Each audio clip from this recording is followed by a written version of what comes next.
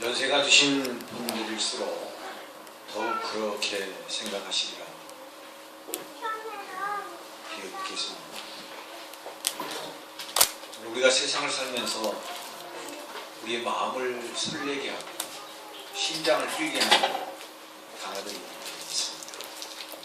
그 중에 하나가 어머니, 아버지, 또 가족, 그리고 고향, 이런 말 단어들은 마치 설레게 하는 심장의 박동을 더 그런 단어들이 아닌가 생각이 되어집니다. 이제 이번 주 토요일, 주일, 월요일까지 해서 구정, 명절이 왔습니다. 많은 사람들이 고향을 향하여 방문하고 또 한동안 못 뵈었던 부모님 뵙고 또 일가 친척을 둘러보는 귀향의 긴 행렬이 시작되리라 이렇게 생각이 되어집니다. 요즘의 젊은 세대에서는 그런 향수가 좀 아무래도 좀 덜하지 않을까 그런 생각합니다. 왜냐하면 가족이 적고 핵가족화되어 있고 또 시골의 집단으로 이렇게 마을들이 모여서 사는 그런 형태보다는 도회지 중심의 특히 단절된 아파트 문화가 많이 횡행하다 보니 그런 어렸을 적에 흙에서 빙을 불고 또 여러 가지 당시에는 즐거웠던 놀이지만 지금은 나른한 추억이 되어버리는 그런 향수들이 아무래도 젊은 세대 쪽에는 좀 덜하지 않을까 그런 생각합니다. 연세가 드신 분일수록 타향살이가 힘들고 또 너무 괴롭고 힘든 일을 만날 때면 고향을 찾고 싶고 또 고향에 돌아가서 지난날 그 모든 추억들을 새록새록 떠올리면서 위로받고 싶어하는 그런 단어가 고향 이런 단어가 아닐까 그런 생각합니다. 이제 명절이 다가올 때마다 연세 드신 분들은 고향을 찾아가서 위로받고 또 그 옛날의 향수를 달래보고 싶어 합니다. 세계에서 유일하게 아직도 60여 년이 지났습니다만 고향을 지척에 두고도 가지 못하고 예를 태우는 실향민들이 우리나라에 많이 계십니다. 이제 많은 1세대 어르신들이 돌아가셨다고 얘기합니다. 그도 그럴 것이 60여 년 세월이 흘러갔기 때문입니다. 여하튼 지척에 있으면서도 가보지 못한 고향, 남과 북이 가로놓여서 반세기를 훌쩍 넘어버린 이런 가슴 아픈 현실이 오늘 우리 민족이 안고 가는 큰 숙제입니다. 여하튼 모든 사람들은 고향을 그리워하고 고향에 가면 부모님 배웠고 또 여러 친구들을 만날 수 있다는 그런 기대감에서 우리를 설레게 하는 단어가 고향이라 그렇게 생각이 됩니다. 고향을 이제 우리가 바라보면서 예수님께서도 고향에 가신 그런 기록이 이제 오늘 본문의 말씀입니다. 예수님의 고향 방문은 어땠을까? 또 예수님께서 말씀 가운데 고향에 대한 우리에게 주시는 고향을 방문하셔서 느끼신 바를 또 그것을 토대로 해서 우리에게 전해주시는 예수님의 메시지는 무엇일까? 함께 본문을 중심으로 해서 은혜를 나누려고 합니다. 여러분, 예수님은 어려운 고비를 참 많이 겪으셨습니다.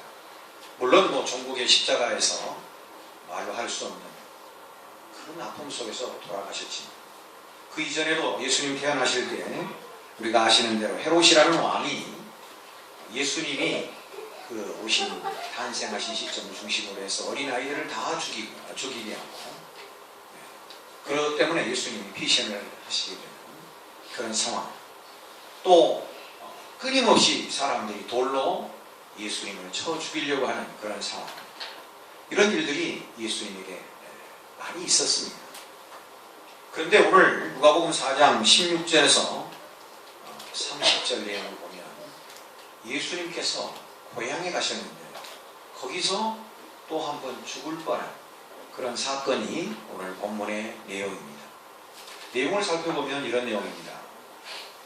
예수님은 사생애 30년을 이 나사렛에서 생활을 하셨지요. 이 30년 사생의 개인적 삶을 영위하신 고향이 왜 인간이신 예수님도 그리워하지 않았겠습니까? 군중들 틈 사이에 끼어서 너무 힘들고 지칠 때면 나도 고향에 가서 좀 쉬고 싶다. 내 어릴 적 삶이 묻어있는 고향 나사렛에 가고 싶다. 아직도 육신적인 내 형제가 있고 내 육신의 부모가 계시는 나사렛에 가고 싶다. 인간적인 그런 마음이 예수님에게도 성경에는 기록이 없습니다만 좀 있었지 않았을까? 그런 인간적인 생각을 한번 해보게 되는 것이죠. 어쨌든 예수님은 이 나사렛 동네에 들어가셨고 그 나사렛에서 어느 때처럼 회당에 들어가셔서 하나님 말씀을 펼쳐들고 사람들에게 전해 주었습니다. 그것은 곧 예수 그리스도께서 이 땅에 육신의 몸을 입고 오셔서 온 인류를 계속하게 하실 하나님의 계획 메시아가 곧 나사렛에 살았던 예수 자신인 것을 이렇게 가르쳐 주었습니다. 오늘 아까 우리 권사님 읽으셨습니다만 이사야서에 있는 말씀을 인용하시면서 주의 성령이 내게 임하셨으니 이는 가난한 자에게 복음을 전하게 하시려고 내게 기름을 부으시고 나를 보내서 포로된 자에게 자유를 눈먼 자에게 보게 함을 다시 보게 함을 전파하며 눌린 자를 자유롭게 하고 주의 은혜의 해를 전파하게 하려 하심이라. 이렇게 말씀을 전했습니다. 그런데 고향 사람들은 의외의 예수님의 말씀에 들고 일어났습니다. 그리고 예수님을 죽이려고 했습니다. 우리 저 뒷부분에 가서 아까 읽었습니다만 예수님을 낭떠러지로 몰았습니다. 그리고 거기서 예수님을 떨어뜨려 죽이려고 그렇게 마을 사람들이 행했던 것이죠. 예수님은 한 말씀 하셨습니다. 선지자가 고향에서 환영을 받지 못한다. 그렇게 말씀하셨습니다. 가로 우리가 이 말씀을 인용하기도 합니다. 예수님은 왜 선지자가 고향에서 환대를 받지 못할까? 왜 못하는가? 하는 것에 대한 어찌 보면 의문점이고 어찌 보면 이 함축된 용어, 이 단어 속에 굉장히 우리에게 오늘 신앙생활하는 우리 믿음의 성도들에게 전해주시는 메시지가 크다. 이렇게 생각이 되어집니다. 이 땅에 오신 예수님도 인간적인 육신의 고향이 있었다는 사실, 그리고 그 고향에 가셔서 정말로 환영받지 못하고 사람들에 떠밀려서 낭떠러지에 하마터면 죽을 뻔한 그런 일을 겪게 된 예수님. 이 사건을 예수님은 과연 어떻게 설명하고 계실까? 왜 예수님은 고향에서 선지자가 환영받지 못한다고 말씀을 하셨을까? 그 이유에 대해서 우리가 이제 머지않아 고향이라고 하는 설레임 속에 혹 방문하게 되실지도 모르는, 귀향하게 되실지도 모르는 우리 모두와 함께 생각을 해보려고 합니다. 누구든지 다 고향을 그리워하고, 현재 명신가요? 그분이 해는 져서 오는데 찾아오는 사람입니다. 밝은 달만 쳐다보니 외롭기 하니없네. 내 동무 어디에 두고 이 홀로 앉아서 이 일 저 일을 생각하니 눈물만 흐르네. 향수에 젖어있는 누구나 다 찾아갈 수 있는 고향. 그 고향에서 예수님은 이처럼 아주 냉대를 환영받지 못한 이런 삶의 여정을 예수님께서는 어떻게 생각하셨을까 하는 부분을 생각을 해보려고 합니다. 첫째로 예수님께서는 그 무엇보다도 고향을 찾아갔지만 그 고향에서 환영받지 못한 이유를 영적인 의미로 우리가 돌아가야 할 고향은 육신적 고향이 아님을 예수님이 우리에게 가르쳐 주시는 내용입니다. 여러분, 혹 그러면 고향에 가지 말란 말인가? 그런 오해가 없으시길 바라고, 고향은, 진정한 우리가 가야 할 고향은 육신적 고향이 아니라 영원한 하나님의 나라인 것을 예수님께서 보여주신 그런 내용의 말씀이라 우선 말씀드릴 수가 있겠습니다. 예수님께서 선지자라고 하는 의미에 또 그 다음이 이어지는 고향에 환영을 받지 못한다는 말씀의 의미는 바로 이와 같이 우리가 육신적 고향에 목적을 두어서는 안 된다라고 하는 말씀으로 비춰지기 때문입니다. 우선 먼저 우리가 육신적 고향을 돌아가지 말아야 하는 것, 즉 영원한 하나님의 나라를 생각하고 살아야 할 것을 이미 하나님께서는 우리에게 많은 말씀을 통해서 우리에게 보여주셨습니다.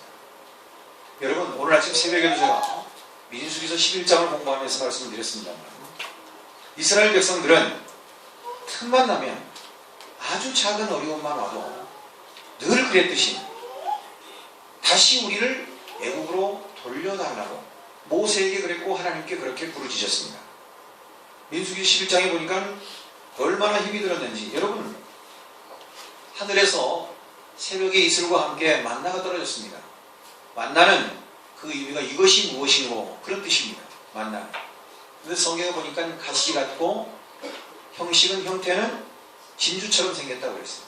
그게 이게 크지 않았을 것 같습니다. 그런데 그것이 매일 이슬처럼 아침에 떨어졌습니다. 바울 사도는 고린도전서 10장 2절에 이 만나를 하늘에서 내려온 신령한 음식이다 그렇게 표현했습니다. 여러분, 매일 아침마다 하늘에서 이런 신령한 음식이 떨어졌다고 하면 얼마나 감사한 일입니까? 하루하루 먹고 살 수 있도록 하나님께서 배려해 주신 은혜에 감사하며 살아가야 되지 않겠습니까? 그런데 이스라엘 백성들의 원망은 이제는 더 이상 만나만 먹고 싶은 것이 아니라 고기도 좀 먹고 싶다는 겁니다. 애굽에 종살이 할 때는 오이도 먹었고 파도 먹었고 마늘도 먹었고 여러 가지 먹었는데 이제 가나안을 향해 가는 건 무엇 때문에 가는지도 모르겠고 이유도 모르겠지만 좌우지간에 길을 나섰는데 하늘에서 내리는 만나 이것이 무엇인고 마치 기름에 튀긴 것 같은 기름 섞은 과자와 같은 맛이었는데 그것만 먹기는 너무나 이제 지겹다는 겁니다. 고기를 달라는 겁니다. 그런데 얼마나 이 사람들이 하나님 앞에 감사하긴커녕 얼마나 한탄을 했냐면 각 회막에서 우는 소리가 고하는 소리가 모세의 귓전에까지 들렸다. 그러니까 그들이 얼마나 원망과 불평을 크게 했는가 하는 것을 짐작할 수 있는 부분입니다. 여러분, 우리도 오늘 아침 새벽에 그랬습니다만 우리도 마찬가지 아닌가요?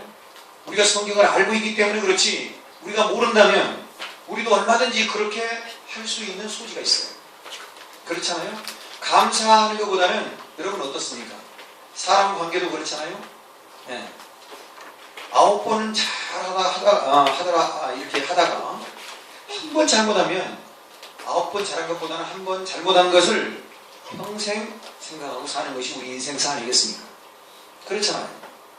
마찬가지로 하나님께서 9번 잘 해주시다가도 혹 어려움이라고 판단이 되고 생각이 되면 하나님 원망하고 울부짖었던 사람들이 바로 이스라엘 백성들이었습니다. 오늘 어찌 보면 우리의 모습과도 흡사 다를 바가 없다 그렇게 생각이 되어집니다. 여러분, 고기를 먹고 싶다는 겁니다. 고기를. 그리고 그것으로 끝나는 것이 아니라 애국으로 다시 돌아가고 싶다는 겁니다. 애국으로 다시 돌아가고 싶다는 겁니다. 여러분, 하나님을 믿는 신앙의 사람은 후퇴는 없습니다. 신앙에는 전진만 있는 줄로 믿습니다. 전진이 없습니다. 다시 예국으로 절대 돌아가서는 안 되는 것입니다. 구원받은 후에 구원받지 못했던 옛날의 과거의 습관, 옛날 과거로 다시 돌아가려고 하는 것은 그것은 우리 인생을 망치게 하는 겁니다. 구원받은 백성은 전진밖에 없습니다. 전진. 하나님의 백성은 전진입니다. 앞을 향해 가. 시온성만 바라보고 앞으로 나가는 바로 그와 같은 삶이 그리스도인 성도의 삶이 될 것입니다. 미국의 유명한 문학자인 토마스 울프라고 하는 사람은 다시 집으로 돌아갈 수 없다라고 하는 소설책을 쓰면서 그 소설책 가운데 주인공을 등장시키면서 그 주인공이 타향에 나와서 열심히 일하고 노력해서 공부를 열심히 하고 열심히 노력해서 출세를 합니다. 모든 소원을 다 성취했습니다. 돈도 많이 벌었고요. 명예도 얻었고요. 아름다운 여자를 만나 결혼도 했고요. 아주 똑똑한 자녀를 골고루 두게 되었습니다.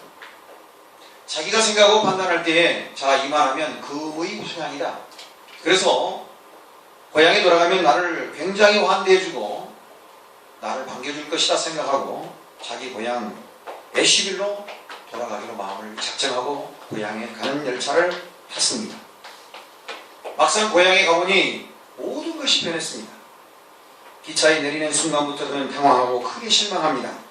고향은 너무나 변해 있었고 거리는 현대화가 되어 있었고 인심도 변했습니다. 친구들은 남이 되고 자기는 이방이 되는 그런 현실을 떨쳐버릴 수가 없었습니다. 그래서 그가 말합니다. 이미 자기가 꿈에 그리던 내 마음의 고향은 아니라. 그리고 그 주인공은, 소설 속의 주인공은 분영처럼 이제 내가 다시는 고향에 돌아오지 않으리라. 나는 고향으로 돌아갈 수 없다. 어제의 평화와 고요함으로 돌아갈 수 없다. 그렇게 말하면서 길이 있다면 앞으로 나가는 길뿐이다. 뒤로 가는 길은 영원히 사라질 뿐이다. 그런 글을 남겼습니다. 사랑하는 성도 여러분, 오늘 우리가 고향을 방문하고 고향을 찾는 일도 중요하겠지만 성도의 삶에 가장 중요한 것은 육신적 고향보다 더 중요한 것은 영적인 고향을 지향하는, 그래서 우리가 날마다 하나님의 나라를 소망하고 그 하나님의 나라를 바라보고 나아가는, 전진하는, 한 걸음씩 나아가는 길이, 그 일이 중요하다. 그렇게 말할 수 있겠습니다. 오늘 우리 고향이, 육신의 고향이 있을 수 있겠으나 가장 중요한 것은 예수님은 영원한 하나님의 나라, 우리가 그리스도인이 지향해야 할 영원한 하나님의 나라를 목표를 두고 뒤로 다시 어렵고 힘들다고 돌아가는 것이 아니라 그것을 극복하고 앞으로 전진해서 영원한 하나님의 나라를 향하여 나아가라고 하는 그런 예수님의 권고의 말씀이 아닌가 생각이 되어지기 때문입니다. 육신적 고향이 우리의 최종 목표가 아님을 분명하게 가르쳐주고 있습니다. 우리가 가야 할 고향은 진정 우리의 영원한 하나님의 나라, 천국이라는 것을 예수님은 무언의 말씀으로 설교하시고 계신다 하는 얘기입니다. 여러분, 우리는 다시는 예고로 돌아가서는 안 됩니다. 과거로 돌아가서는 안 됩니다. 여러분, 어떻게 여러분 삶의 어려움이 처해 있고 또 고난 가운데 있는지 알 수 없습니다. 그러나 중요한 것은 오늘 우리에게 가시를 주시는 것은, 아픔과 고통을 주시는 것은 하나님의 백성으로서의 훈련을 잘 할 수 있다. 여러분, 적당한 고통은 우리에게 신앙의 유익이 되는 줄로 믿습니다.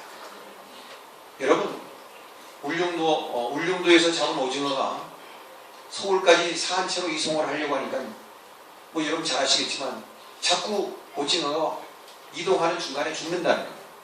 그런데 아주 누가 기발한 아이디어를 하나 냈는데 울릉도에서 싱싱한 오징어를 잡아서 차에 그 물 큰 그 탱크에다가 오징어를 넣고 바닷물을 넣고 거기에다가 꽃게를 몇 마리 넣으니까 서울에까지 왔는데도 아주 싱싱하게 오징어들이 잘 살아있더라.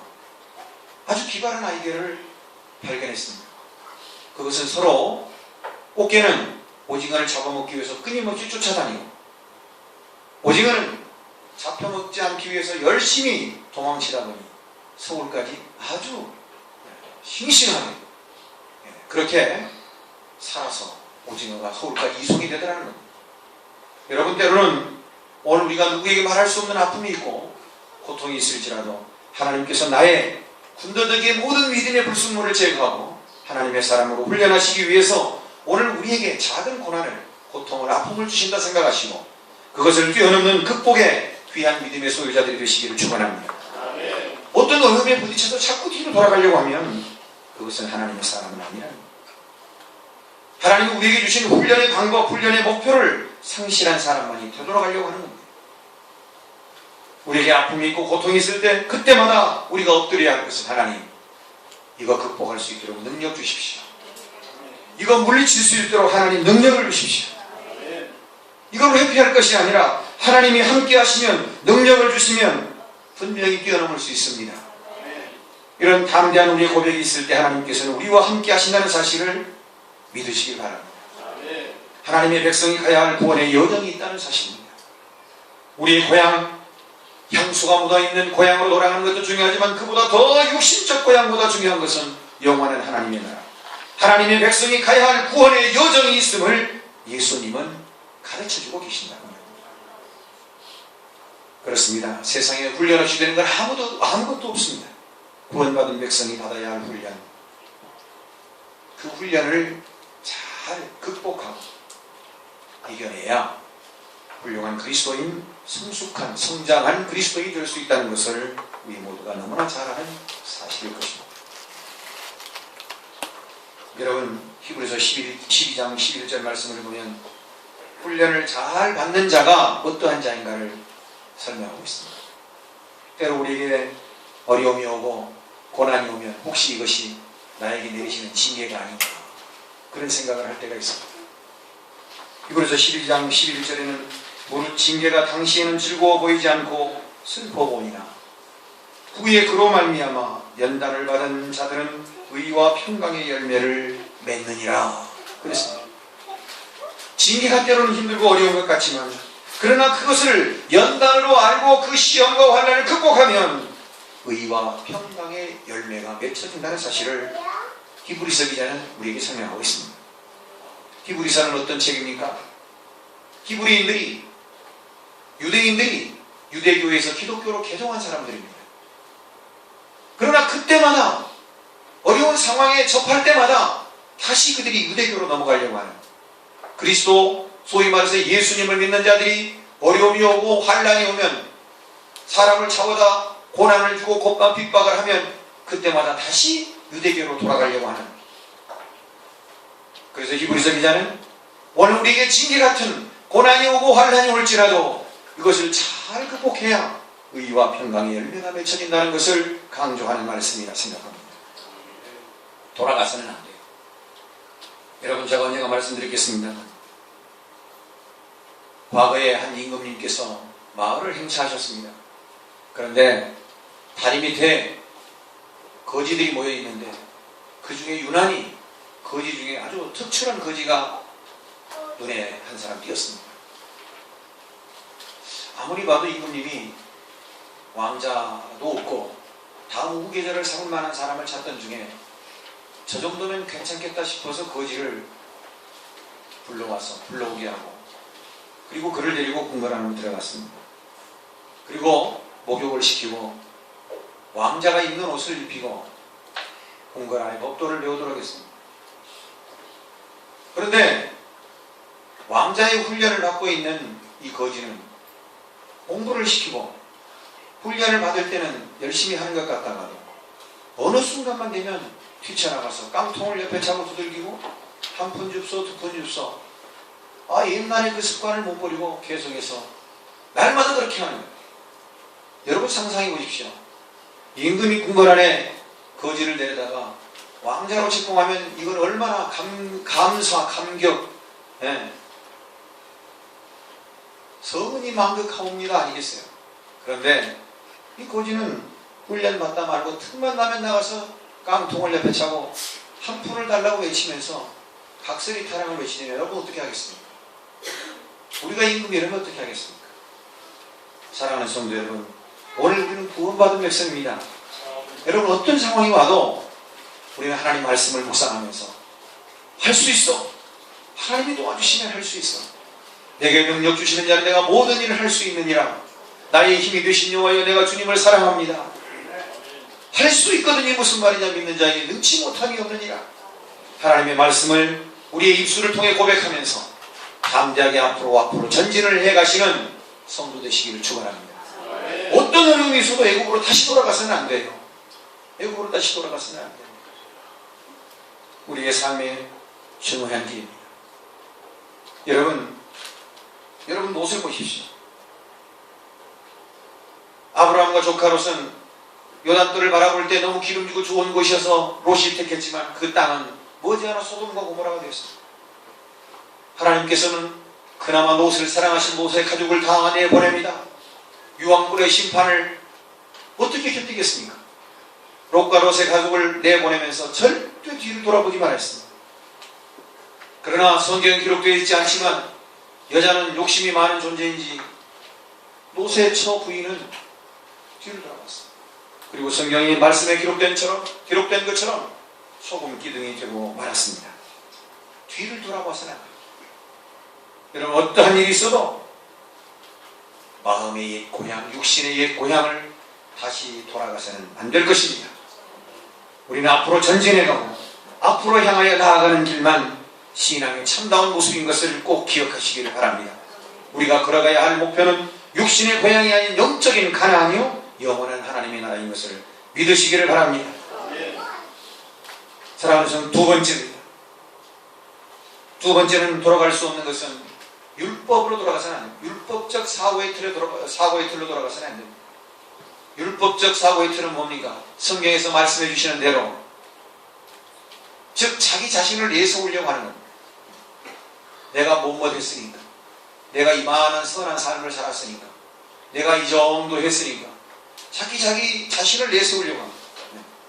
그래서 어떻게 보면 어떤 선함이나 어떤 행위적인 것을 자꾸 앞세웁니다. 여러분, 구원은 단번에 받지만, 그러나 우리 구원의 역사는 로마서에서 기록된 것처럼 어떻습니까? 끊임없이 성화되어져 가는 우리의 모습이 있어야 한다. 구원은 단번에 받지만 아직 완성되지 않은 구원을 향하여서 우리는 매일매일 열심히 나아가야 합니다. 예수님께서 시험에 들지 않도록 기도하라고 말씀하신 것처럼 오늘 우리가 구원 받았다가도 실수하고 하나님 모른다고 배신하는 가룟 유다와 같은 그런 삶을 사는 사람도 없지 않아 있을 수 있다는 사실입니다. 사랑하는 성도 여러분, 우리는 어떠한 상황 속에 있든지 간에 중요한 것은 예수 안에서 우리의 삶이 거듭났다고 하는 사실을 전제로 날마다 그리스도인다운 삶을 산 믿음의 소유자가 되어야 할 것입니다. 어제보다는 오늘이, 오늘보다는 내일이 더 밝고 더 긍정적이고 더 성숙하는 그런 신앙의 소유자가 되어야 한다는 사실입니다. 율법의 프레임, 율법의 틀에 갇힌 자는 늘 자기 자신을 드러내려고 하는, 그래서 어찌 보면 구원보다는 선하고 자기 행적을 드러내기를 좋아하는 바리새와 같은, 서기와 같은 그런 삶이 아닐까 생각이 되어요. 율법적 사고의 틀에 갇힌 자는 또 한편으로 바라보면 무사안일한 주의를 사는 사람들입니다. 난 구원받았으니까, 난 매일 주일마다 하나님 앞에 예배 드리니까, 난 뭐하니까. 여러분, 성경을 보십시오. 야곱을 보십시오. 야곱은 어떻습니까? 형 에서가 늘 걸림돌이었습니다. 기도로 극복하고 형님 에서를 만나서 문제가 화해가 됩니다. 그리고 야곱이 어디에 갑니까? 에서를 만나고 세겜 땅에 머뭅니다.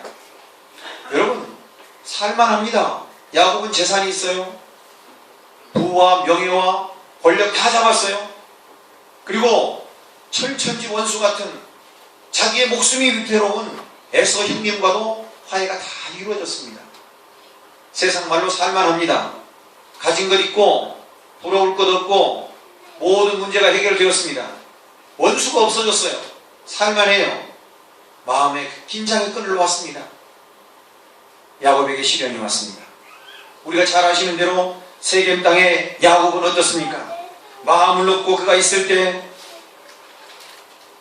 세겜에서 야곱의 딸 디나가 겁탈을 당합니다. 겁탈을 당한 야곱의 딸 디나를 옹호하기 위해서, 한풀이하기 위해서 야곱의 아들 시몬과 레위가 쫓아 올라갑니다. 그리고 세겜 땅에 있는 남자들에게 회유해서 모두를 다 할례 받도록 하고, 할례를 받는 세겜 땅 사람 남자들을 할례를 시켜놓고 전부 올라가서 시몬과 레위가 칼로 흉기를 휘둘러서 다 죽입니다. 이게 얼마나 끔찍한 일입니까? 신앙의 긴장을 풀어버리면 늘 우리에게 환란이 오고 시련이 올 수 있다는 것을 기억해야 합니다. 다윗은 어떻습니까? 여러분, 다윗은 승승장구했습니다. 백전백승입니다. 전쟁에 당할 자가 없습니다. 하나님이 다윗을 얼마나 사랑하고 축복해 주셨는지 모릅니다. 그 순간 다윗은 안일함에 빠졌습니다.